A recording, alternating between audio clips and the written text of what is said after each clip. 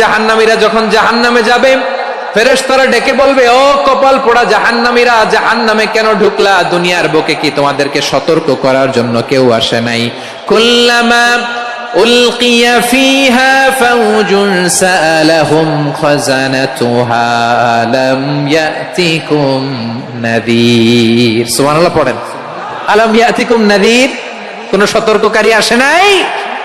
বিশ্বনবী নাযীর হয়ে, সতর্ককারী হয়ে পৃথিবীতে আসলেন। তিনি জাহান্নামের ব্যাপারে উম্মাহকে সতর্ক করেছেন। জান্নাতকে যেমনি তিনি চমকপ্রদ ভাবে উম্মার সামনে পোট্রে করেছেন, চিত্রায়িত করেছেন, ঠিক অনুরূপ ভাবে ভয়ঙ্কর জাহান্নামকেও তিনি এই উম্মার সামনে পোট্রে করেছেন। জাহান্নামকে কিভাবে বিশ্বনবী উম্মার সামনে পোট্রে করলেন, চিত্রায়িত করলেন, শুনতে মনে চায়? সিলেটবাসী শুনতে মনে চায়?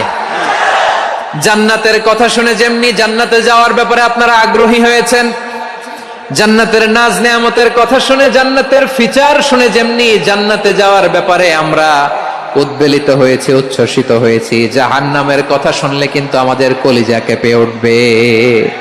কিভাবে বিশ্ব